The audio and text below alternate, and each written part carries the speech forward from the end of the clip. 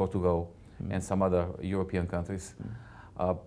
This is a European debt crisis, which I believe that with good steps, which started to be done this year, we will be maybe overcome, or we'll begin the overcoming of this problem this year. Yeah. Having in mind that the governments and the European Commission introduced the politics of savings, but also now they are focused to the development, sustainable development. Okay. So I believe that in the first half of this year, maybe there will be recession problems, but in the second half, I believe that there will be recovery of the economy in Europe, and again, European economy will come back on the previous paths of good economy development. Okay. But anyway, it's a challenge for Europe. Right. It's a challenge for Eurozone especially. It's a suffering for us also. Never mind that we doesn't have such problem. Our debt is very low, but we are around it with countries which has problems, and of course we are feeling if Germany has, for example, recession, and we are and Germany is a country where we are exporting most of our goods. Right. This means we have also some problem. If Italy has problems, if Greece has problem, if France has problems, or Austria, also we are connected economies in Europe, and we are suffering because of this. But I hope that in the second part of this year, the things will go in much better direction. So why you? I mean, you're very positive on debt crisis of Europe. I mean, and you're saying that second half. So what kind of things prompting you to say that? I'm encouraged of the discussions that I'm present. I'm hearing during the European People's Party summit when my party is participating, where are coming all main leaders of Europe, including the President of Commission Barroso, including Van Rompuy, the President of European Union, Angela Merkel, and all other leaders of European Union. And I'm hearing what measures they are taking. Okay. And it seems that they are very dedicated to overcome this problem as soon as possible. First of all, to help to Greece, which is 2% of GDP of European Union, which is very small percentage. And after that, with measures of savings, but also measures of giving new fuel to the development of the economy. I think that in the second part of this year, European economy will come back on the growth positions as before. Maybe not strong growth, but still in the part of the growth, there will be a success. In your country, actually, you are doing a lot on judicial reforms and on administrative reforms. Can you tell us something brief? Yes, we actually focus on reforms in many sectors, but especially we are focusing the reforms in the economy, where we did a lot of steps, and we made much more competitive economy. We reduced the costs for making business in Macedonia, especially the taxes. Okay. Macedonia has lowest tax package in Europe. There is no other country in Europe that has lower taxes than Macedonia. Okay.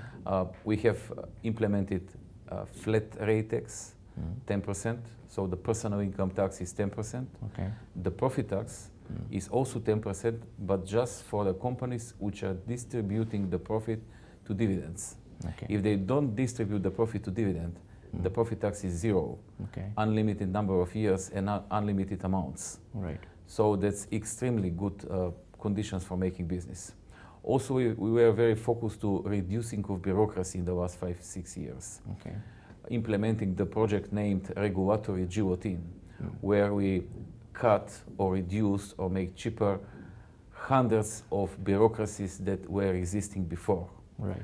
As a result of these measures and many other, the World Bank increased our rating as a country which is good for making business in this country. Okay. In 2006, Macedonia was on the 94th position on the, in the edition of the World Bank named Doing Business. Okay. 5 years later, we are on the 22nd position in the world. Oh, great. In front of all countries in Central and Eastern Europe, and in front of 19 member countries of European Union. So that is serious going ahead, and that's the results of many reforms in the economy, but not just economy, in the regulatory, system, in the judicial system, in the tax system, in public administration. We are where we are very focused in the last years. So last 2 years we are extremely focused to the judiciary system, court system, and public administration reforms.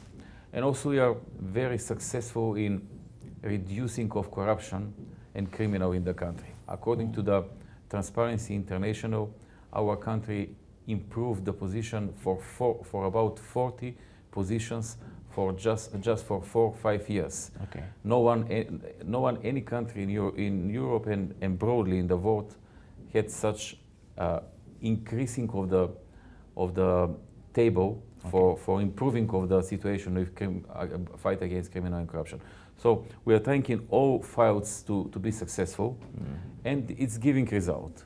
Okay. As a result of all these things, we came to the position to be fully ready for membership to NATO, right, and final negotiations for European Union. Okay. But as I said before, just because of the name issue, these things are postponed. Yes. This is the time to go for a break. After the break, we'll talk about his India visit and what exactly his plan for India. Please keep watching.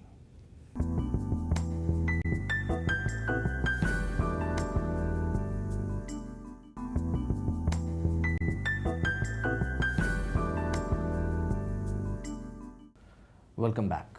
You met our Prime Minister, Manmohan Singh. You know, India, 78 countries are there in the double taxation avoidance agreement. And are you trying to that your country also should be incorporated in Indian list? India is a growing economy, strong economy, big economy, so it's a successful economy, I would say, especially in the last decade. India is really something which we can say that is successful story.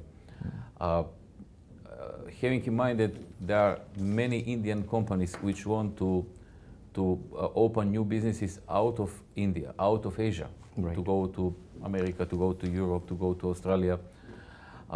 We find that it's good to come and to present the possibilities for making business to Macedonia, right, as a location for Europe. Yeah. We are 2 million country, 2 million people country, but we have free trade agreements with all European countries. Right. This means we have a market of 650 million consumers. Okay. So everything which is produced in Macedonia has the same treatment in Germany, in United Kingdom, in France, in Spain, in Ukraine, in Turkey, in all countries in Europe. Right. So actually the market is not 2 million. Right. Actually the market is 650 million because we have free trade agreement with all European countries. Right. And this in combination with very low costs for making business and very good conditions for making business. That is very good opportunity for the companies which are looking for new locations, especially in Europe. Right. And that's why we came to present this in front of many businessmen. Right. And also we would like to develop bilateral relations with India, right, political and economy. Okay. We have just agreement for protecting of investments with India, which is good, but we don't have signed agreement for avoiding of double taxation, right, which is important